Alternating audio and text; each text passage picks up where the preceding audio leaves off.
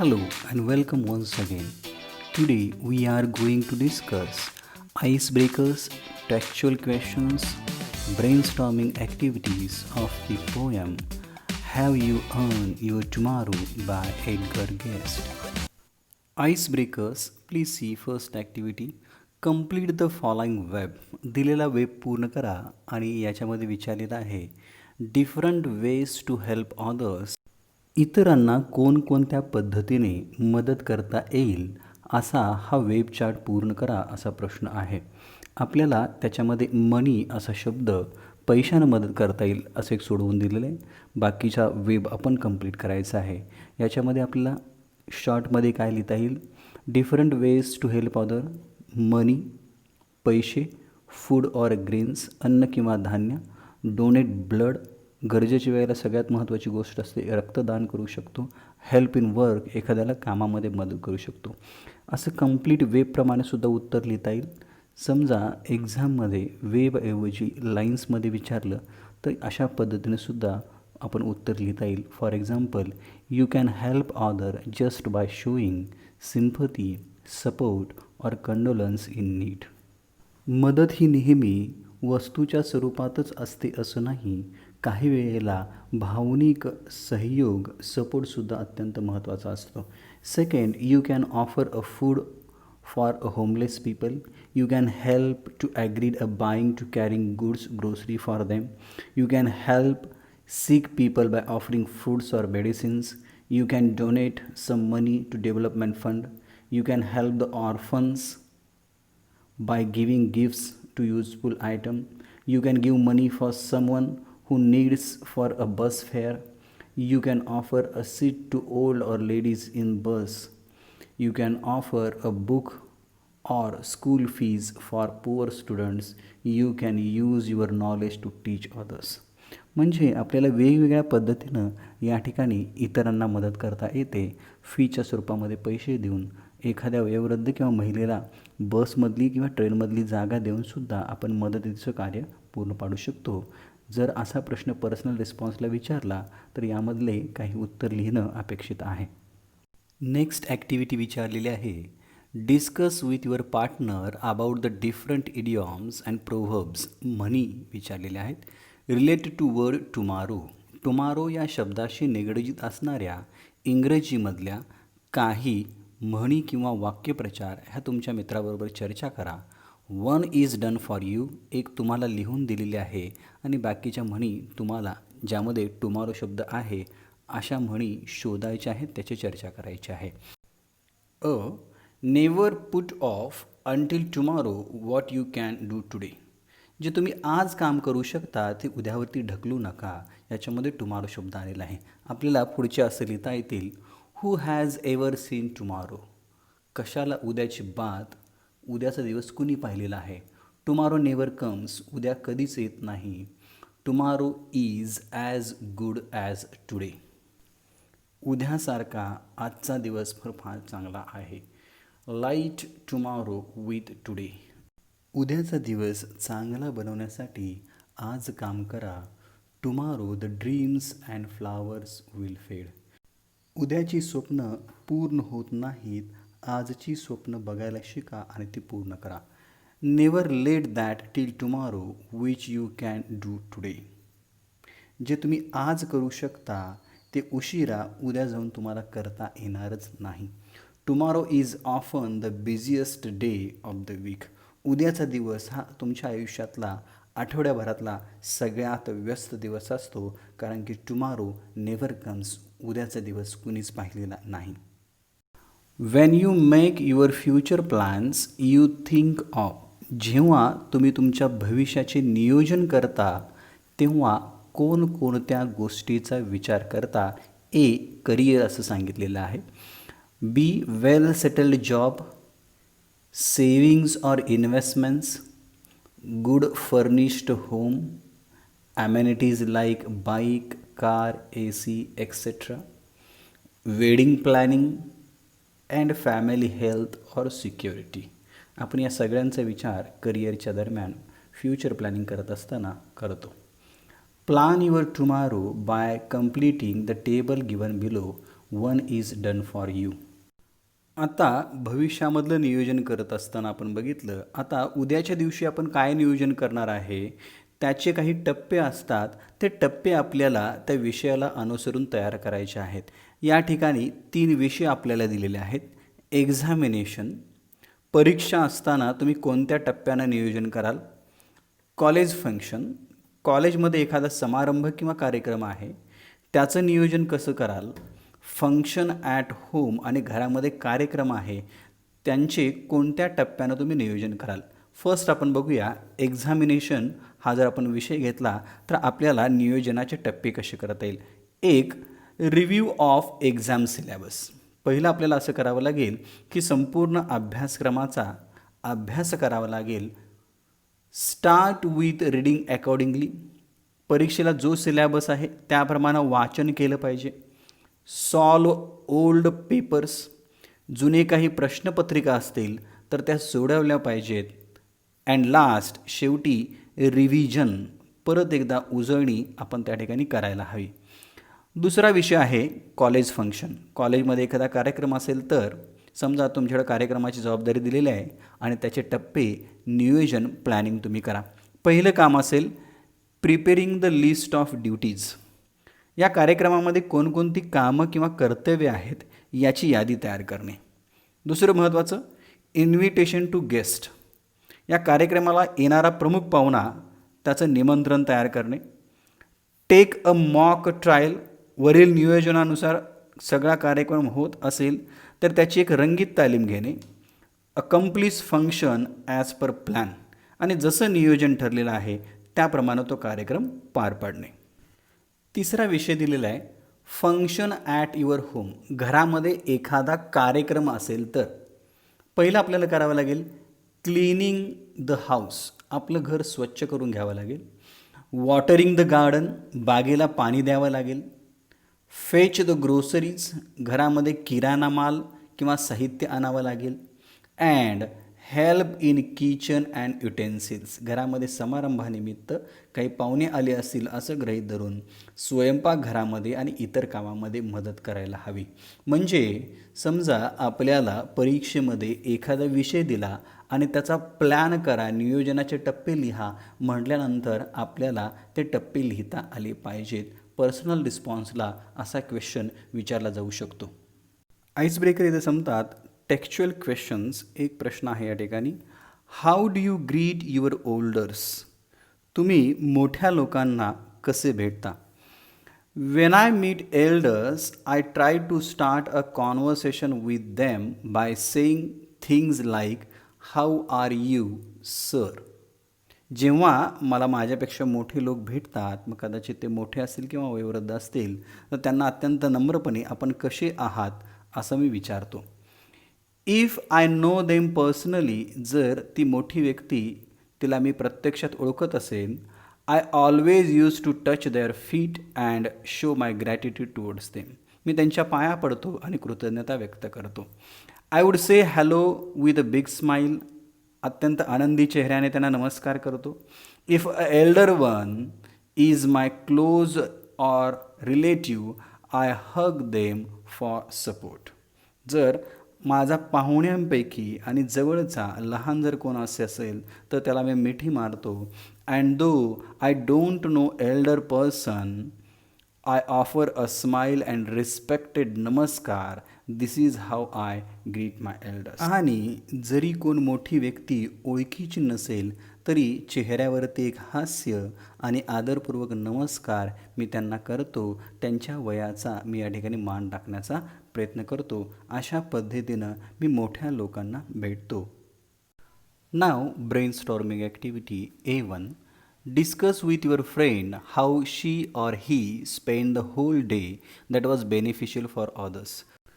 तुमच्या मित्रांपैकी त्याने किंवा तिने संपूर्ण दिवस इतरांच्यासाठी कसा फायदेशीर ठरविला याबद्दल चर्चा करा असा प्रश्न या ठिकाणी विचारलेला आहे. म्हणजे एखादा दिवस आपण इतरांच्यासाठी काय काय केलं त्यामुळे इतरांचा फायदा झाला हे आपल्याला या ठिकाणी लिहावं लागेल. ॲन्सर असं लिहिता येईल, My friend Snehal told me how she spent her birthday at orphan home and old age home that too beneficial for others. माझी मैत्रीण स्नेहल हिनं मला सांगितलं की तिनं तिचा बर्थडे कशा पद्धतीनं एका अनाथ आश्रमामध्ये आणि वयोवृद्ध आश्रमामध्ये घालवला ज्यामुळं इतरांचा फायदा त्या दिवशी झाला. हा एक पर्सनल रिस्पॉन्स टाईप क्वेश्चन आहे, त्यामुळं आपण असं इमॅजिनरी कन्सेप्ट करू शकतो. तिनं सांगितलं she offered a food packets to the homeless. जे अनाथ आहेत त्यांना तिने फूड पॅकेट्स दिले. Early in the morning she taught yoga and meditation to neighbours. त्या दिवशी सकाळी तिनं आपल्या शेजाऱ्यांना योगा आणि ध्यानधारणा करायला शिकवली. She took a small part in a literacy programme to help children and elders. मोठ्या लोकांना आणि लहान मुलांना शिकवण्यामध्ये तिनं छोटासा सहभाग घेतला होता. She visited a local orphan home and celebrate her birthday with them. तिनं आपल्या स्थानिक भागामधील अनाथ आश्रमाला भेट दिली आणि त्या ठिकाणी आपला बर्थडे त्यांच्यासोबत साजरा केला. वाईल ट्रॅव्हलिंग, परतीचा प्रवास करत असताना to home in a road she shared a car with an old women. परत एकदा तिनं आपला दिवस दुसऱ्यांच्यासाठी फायदेशीर ठरवला.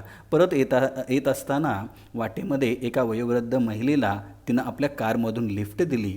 अशा पद्धतीचे इव्हेंट्स आपण त्याच्यामध्ये लिहू शकतो. Activity number 2, first, was it well or sorely spend? Explain the meaning, give illustrations. या ॲक्टिव्हिटीमध्ये कवितेतलं एक वाक्य दिलेलं आहे.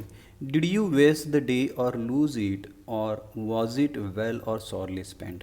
तुमचा दिवस तुम्ही हा कमावला की वाया घालवला किंवा अत्यंत वाईटरित्या गेला याच्याबद्दल लिहा आणि त्या वाक्याचं इलस्ट्रेशन, स्पष्टीकरण द्या असा प्रश्न विचारलेला आहे. ॲन्सर आपल्याला असं देता येईल. In this line, the poet calculates whether your day is worth or waste. या ओळीमध्ये कवी आपला दिवस मूल्यांकन करतो की तो दिवस योग्य गेला की वाया गेला, कुणाच्या हितासाठी गेला की तसाच गेला. फर्स्ट आपल्याला असं म्हणता येईल, the poet said that if spend a day gone without improving someone's life it will be waste. जर गेलेला दिवस हा आपण इतरांच्या चांगुलपणासाठी काही केलं नाही तर कवीच्या मतानुसार तो दिवस वाया गेला. म्हणजे आजच्या दिवसामध्ये एखाद्या व्यक्तीच्या जीवनामध्ये आनंद, सुधारणा आणण्यासाठी आपल्याकडून कोणतीच हालचाल झाली नाही तर कवीच्या मतानुसार तो दिवस वाया गेला असा होतो. So at least try to improve their lives of others. म्हणून इतरांचं जीवन सुखकारक बनण्याचा एक छोटा प्रयत्न तरी करा. That will be calculated as the lost if you spend it in a sorely or badly in conduct. तो दिवस वाया म्हणून समजला जाईल जर तो दिवस तुम्ही अत्यंत वाईटपणे आणि चुकीच्या पद्धतीनं घालवला असेल तर. Second, on the other hand, दुसऱ्या बाजूला, if the day was spend in a fine way. जर तुमचा दिवस अत्यंत चांगल्या पद्धतीनं, म्हणजेच काय, वेल याचा अर्थ चांगल्या पद्धतीनं, याचा अर्थ काय पहा, that will B marked as a trail of kindness in someone's life. दुसऱ्यांच्या जीवनामध्ये आनंद निर्माण करण्यासाठी जर छोटासा जरी प्रयत्न केला असेल तर तो दिवस वर्थ, अनमोल आणि योग्य होता असं कवीला या ओळीवरनं सांगायचं आहे. Second activity, as you close your eyes in slumber do you think that God would say have you earn one more tomorrow by the work you did today? Elaborate the idea expressed in these lines. या ओळीमध्ये जी संकल्पना मांडलेली आहे त्याचा विस्तार करा असा प्रश्न आहे. आणि ही संकल्पना आहे की ज्या वेळेला रात्रीच्या वेळेस तुम्ही झोपी जाता आणि झोपी जात असताना देवाचा एक आवाज तुमच्याजवळ येतो आणि तुम्हाला म्हणतो की आज तुम्ही जे चांगलं काम केलेलं आहे यामुळे तुम्ही उद्याचा दिवस कमावलेला आहे किंवा नाही. याचं उत्तर असं लिहायचं आहे, this line expressed the idea of self analysis or introspection about your today's action and have you earn your tomorrow. ह्या ओळीवरनं आपल्याला एक संकल्पना लक्षात येते की ही ओळ म्हणजे आपल्या स्वतःचं आत्मपरीक्षण आहे आणि आपल्या कामाचं विश्लेषण आहे की आजच्या दिवसामध्ये आपण जे काम केलेलं आहे त्यामुळं उद्याचा दिवस आपण कमावलेला आहे किंवा नाही. This line expresses the idea of evaluation of your day by self. दिवसभराच्या कामाचं मूल्यमापन हे तुम्हाला स्वतःलाच करायचं आहे अशी संकल्पना या ओळीमधनं व्यक्त होते. If you as a reader are unsure how their day was spent then close eyes in slumber and think about what God or inner voice would have to say to you. जर तुम्हाला तुमच्या स्वतःच्या दिवसाचं मूल्यमापन करता येत नसेल तर रात्री झोपेत असताना डोळे बंद करा आणि देवाचा आवाज म्हणजे या ठिकाणी स्वतःलाच विचारा की मी आजच्या दिवसामध्ये कोणत्या इतर माणसांना मदत करण्यासाठी काही केलं का. God response positively on your deeds. If you feels you have done well then tomorrow is earn. देव म्हणजे तुमचं अंतर्मन हे तुम्हाला प्रतिउत्तर देईल आणि तुम्हाला ते सांगेल की होय आजच्या दिवसामध्ये आपण इतरांच्यासाठी प्रयत्न केलेले आहेत, काम केलेलं आहे आणि त्यामुळं उद्याचा दिवस तुम्ही किंवा आपण कमावलेला आहे. आणि जर आपल्या अंतर्मनातनं कोणतीही प्रतिक्रिया आली नाही तर काय म्हणलेलं आहे पहा, if not God gently evaluates your deeds of the day and if it is not satisfactory you might not earn your tomorrow. Here God voice means your inner voice. आणि जर अंतर्मनातनं कोणताही आवाज आला नाही, प्रतिक्रिया आली नाही तर आपल्या दिवसामध्ये आपण इतरांच्यासाठी काहीही केलं नाही आहे आणि देवच त्याचं मूल्यमापन करेल. आपला स्वतःचा आवाज आपण स्वतःच मूल्यमापन करू की उद्याचा दिवस आपण कमावलेला नाही. आता याच्यामधलं लिटरल मिनिंग हे थोडंसं वेगळं आहे त्यामुळं विद्यार्थ्यांनी हा प्रश्न व्यवस्थित बघायचा आहे. Activity number 3. The poet suggest that one should do good to others. कवीनं या कवितेमधनं सुचवलेलं आहे की आपण इतरांच्यासाठी काहीतरी चांगलं केलं पाहिजे.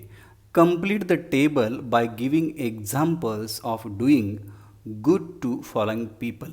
हा दिलेला टेबल पूर्ण करा आणि याच्यामध्ये अशी काही उदाहरणं लिहा जी लोकांच्यासाठी आपण काही चांगलं केलेलं आहे. Please see first column family members. आपल्या कुटुंबासाठी आपल्याला काय काय करता येईल. एक सांगितलेलं आहे गिव टाईम. पहिल्यांदा वेळ देणं हे सुद्धा अत्यंत महत्त्वाचं आहे. Share happiness. आपला आनंद हा इतरांच्यावर शेअर करता आला पाहिजे. Call a family member who you have not spoken to in a while. अशा बऱ्याच वेळेला होतं की आपण कुटुंबामध्ये काही संवाद साधत नाहीत त्यामुळं संवाद साधण्याची पहिली सुरुवात करा. Spend some time with an elderly family members. आपल्या कुटुंबातील जे वयोवृद्ध लोक आहेत त्यांच्याबरोबर थोडासा वेळ घालवा. ही सुद्धा एक इतरांच्यासाठी आपण केलेला विचार आहे. Second, give medicine to elders on a time according to their scheduled. वयोवृद्ध लोकांना किंवा आपल्या घरातील मोठ्या लोकांना वेळच्या वेळी औषध देत चला.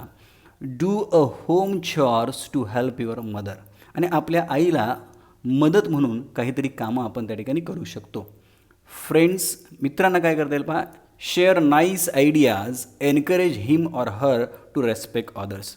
चांगल्या संकल्पना एकमेकांना आदानप्रदान करा, द्या आणि त्याला असं सांगा, प्रोत्साहित करा की मोठ्या लोकांचा मान ठेवला पाहिजे. Share or give your old book or new books. आपली जुनी वाचून झालेली किंवा नवी बुक मित्रांच्यामध्ये शेअर करा.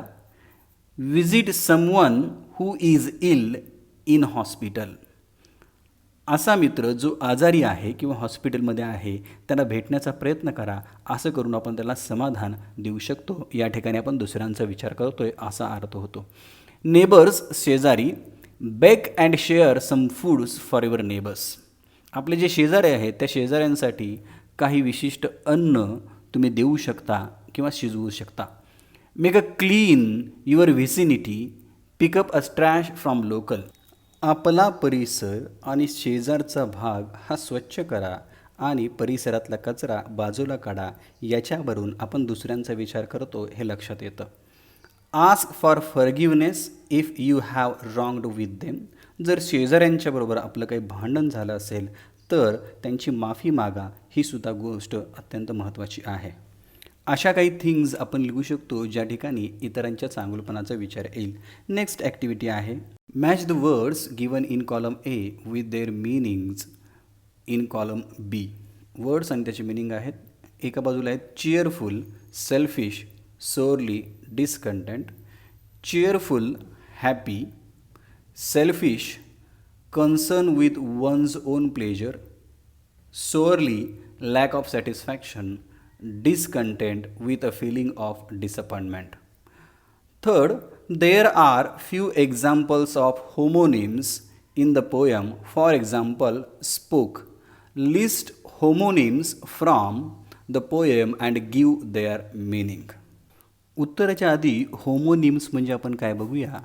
Each of to or more words having the same spelling or pronunciation but different meanings and origins.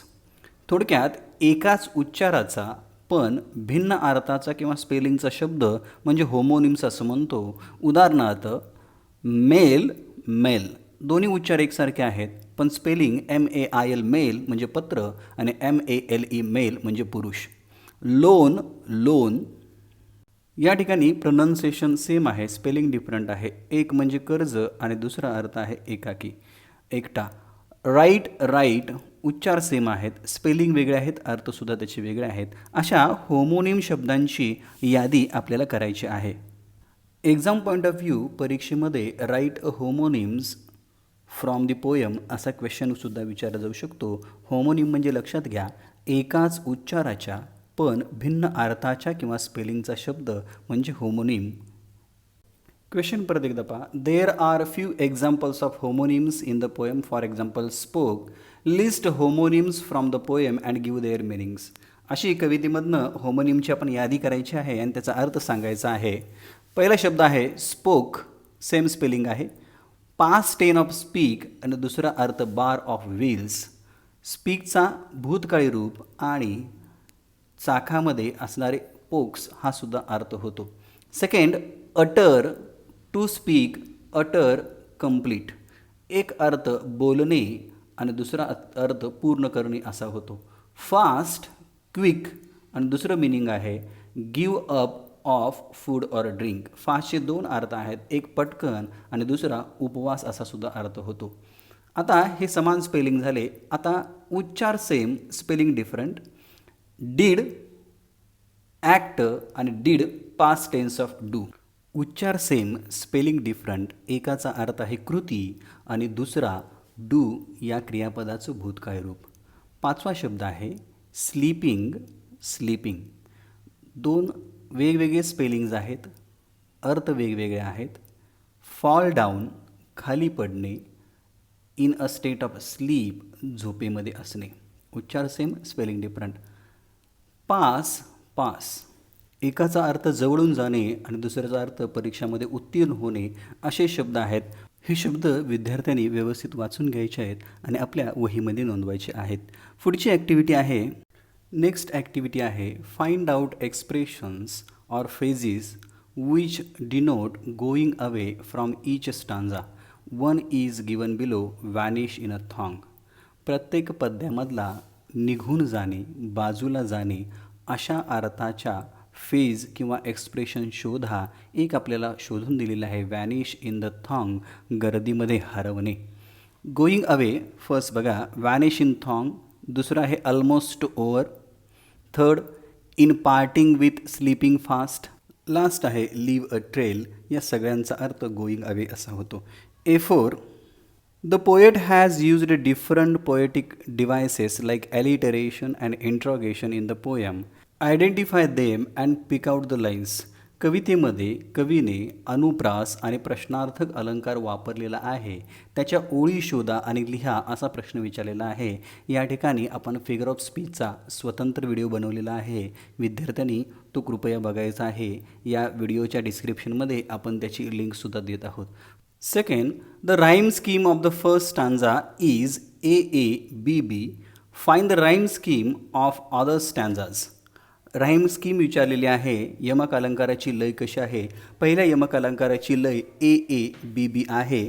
आता यमक अलंकाराची लय किंवा ज्याला आपण स्कीम म्हणतो ती शोधायची कशी? तर विद्यार्थ्यांनी पहिल्यांदा यमक अलंकाराच्या पेअर्स, जोड्या तयार करायच्या आणि पद्यामध्ये किंवा जो स्टॅन्झा आहे त्याच्या शेवटच्या ओळीचे शब्द आहे त्या क्रमानं लिहून घ्यायचे आणि त्याला एपासून नावं देत ती स्कीम आपण तयार करू शकतो. या ठिकाणी राईम स्कीम आणि रायमिंग पेअर्स दोन्ही दिलेले आहेत.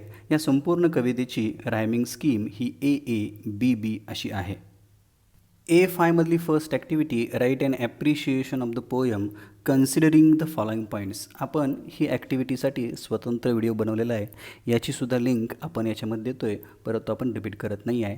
नेक्स्ट ॲक्टिव्हिटी आहे second, prepare a mind map on how to plan a goal for tomorrow or my future goal. Take the help of points given in writing skill section for preparing a mind map. या mind mapping ॲक्टिव्हिटीमध्ये उद्याचे ध्येय कसे ठरवावे किंवा माझे भविष्यातील ध्येय याचा विचार करून माइंड मॅप या फॉर्मॅटमध्ये हे आपण तयार करायचं आहे. आता माइंड मॅप ही ॲक्टिव्हिटी तयार करत असताना प्रथमतः आपण लक्षात घेतलं पाहिजे की माइंड मॅपिंग ही ॲक्टिव्हिटी सोडवत असताना माइंड मॅपिंगचे वेगवेगळे प्रकार आहेत, परंतु या वेगवेगळ्या प्रकारामध्ये सुद्धा काही अशा कॉमन गोष्टी आहेत. सेंटरला जी गोष्ट येते त्याला मेन आयडिया असं म्हटलं जातं आणि या मेन आयडियांच्या ब्रँचेस, ट्विग्स आणि सब ट्विग्स अशा ह्या शाखा वाढत जातात. आता या माइंड मॅपिंगचा जर आपण विचार केला तर याच्यामधली मेन आयडिया जी आहे ती माय फ्युचर प्लॅन. त्यानंतर माय फ्युचर प्लॅनिंग म्हणजे माझं भविष्यातलं जे नियोजन आहे ते कोणकोणत्या मेन ब्रँचेस आहेत, तर याच्यामधल्या ज्या प्रमुख शाखा आहेत त्याच्यामध्ये पर्सनल, एज्युकेशनल, फॅमिली आणि फायनान्शियल ह्या त्याच्या प्रमुख शाखा आहेत, ब्रँचेस आहेत. आणि या ब्रँचेसच्या फांद्या ज्या आहेत, ज्याला आपण ट्विग असं नाव दिलेलं आहे, त्या ट्विग्स पुढे वाढत जाताना दिसतात. म्हणजे मेन आयडियापासून ट्विग्सपर्यंत आपल्याला ही संकल्पनांचा विस्तार करायचा आहे. या माइंड मॅपिंगचा आपण सविस्तर अभ्यास युनिट नंबर 3.2 मध्ये करणार आहे. त्यामुळे स्टुडंटनी हा फक्त क्वेश्चन पॉईंट ऑफ व्ह्यू सोडवून घ्यायचा आहे. नेक्स्ट महत्त्वाची ॲक्टिव्हिटी आहे 3. Write a set of 8 to 10 interview questions to be asked to a social worker. Take the help of the following points: childhood, education, service, difficulties, future plans, achievement, message. एका सामाजिक कार्यकर्त्याच्या मुलाखतीसाठी 8 ते 10 मुलाखतीचे प्रश्न तयार करा. तुम्ही खालील मुद्द्यांच्या आधारे मुलाखत घ्यायची आहे. चाइल्डहूड त्याचं बालपण, एज्युकेशन शिक्षण, सर्व्हिस त्याची सेवा, डिफिकल्टीज त्याला आलेल्या अडचणी, फ्युचर प्लॅन्स भविष्यातल्या संकल्पना, अचिव्हमेंट्स संपादन आणि मेसेज त्याचा संदेश. आपल्याला पुढीलप्रमाणे हा इंटरव्ह्यू मुलाखतीचे प्रश्न लिहिता येतील. पहिला आपण पॉईंट त्याच्यामध्ये घेतलेला आहे service. What has been your inspiration after taking up social service as a livelihood. तुमच्या जीवनाचा एक उद्देश म्हणून समाजसेवेचे व्रत घेतल्यानंतर तुम्हाला कोणत्या गोष्टीतून प्रेरणा मिळाली. पहिला प्रश्न आपण हा प्रेरणा, इन्स्पिरेशन या सेवेमध्ये, सर्व्हिसमध्ये कसं आला याच्यावरती सेट करायचा आहे. सेकंड त्याच्यामध्ये विचारलेलं आहे van did you start first social activity. आपण समाजकार्याला किंवा समाजसेवेला केव्हा, कोणत्या कृतीतून सुरुवात केली. सेकंड आपण विचारलेलं आहे चाइल्डहूडवरती. Would you like to share childhood memories or experiences of your life or who are your strong supporter since childhood. तुम्हाला तुमच्या बालपणीच्या काही आठवणी किंवा अनुभव सांगायला आवडतील का. बालपणापासून तुम्हाला कुणाचा स्ट्रॉंग सपोर्ट मिळालेला आहे. एज्युकेशनवरती आपल्याला असे प्रश्न विचारता येतील. What is your educational qualification. तुमचं शिक्षण काय झालेलं आहे, म्हणजे MSW वगैरे किंवा BA किंवा शिक्षण झालेलं नाही आहे. Do you have any special course. अचिव्हमेंटवरती प्रश्न पहा. What is your best achievement. आत्तापर्यंत केलेल्यामधली सगळ्यात महत्त्वाची संपादन कोणतं. Do you have ever experience of failure. अपयशाचा कधी अनुभव आलेला आहे का. What do you learn from your failures. अपयशामधनं कोणती गोष्ट तुम्हाला शिकायला मिळाली. डिफिकल्टीज, अडचणींच्यावरती आपण प्रश्न असा तयार केलेला आहे. What hardships or difficulties do you face in this field. या क्षेत्रामध्ये कोणकोणत्या अडचणींना किंवा समस्यांना तुम्हाला तोंड द्यावं लागलं आहे. फ्युचर प्लॅनवरती what are your future plans किंवा what is your future plan for the future work. तुमच्या भविष्यातल्या कोणत्या संकल्पना आहेत, प्लॅन काय आहे, नियोजन काय आहे. 10वा आणि अंतिम आपण मेसेजवरती प्रश्न तयार केलेला आहे. What message would you like to give to the youth. तरुणांना तुम्हाला कोणता संदेश द्यायला आवडेल, अशा पद्धतीनं आपण हा इंटरव्ह्यूचा set of interview questions set तयार करायचा आहे. लास्ट ॲक्टिव्हिटी याच्यामध्ये विचारलेली आहे, compose 4 to 6 lines on your own on good deeds. Good deeds या विषयावरती तुम्ही स्वतःच्या 4 ते 6 ओळी तयार करा असं सांगितलेलं आहे. इथं माझी मी स्वतःची कविता तयार केलेली आहे. अशा पद्धतीनं तुम्ही स्वतःच्या भाषेमध्ये कोणत्याही 4 ते 6 ओळी गुड डीड चांगलं काम याच्यावरती इंग्रजीमध्ये तयार करायची आहे. ऑन सेइंग प्लीजमधल्या ब्रेनस्टॉर्मिंग ॲक्टिव्हिटीज, टेक्स्च्युअल क्वेश्चन्स आणि आईस ब्रेकर्स या ठिकाणी संपतात. हा व्हिडिओ तुम्हाला कसा वाटला हे मला कमेंटमध्ये लिहून जरूर कळवा. आपले व्हिडिओज दररोज अपलोड होत आहेत, बरेचसे लाईक्स कमेंट त्याच्यावरती येत आहेत. प्लीज शेअर करा आणि सबस्क्राईब करा. Thank you very much. Once again. Please like, share and subscribe.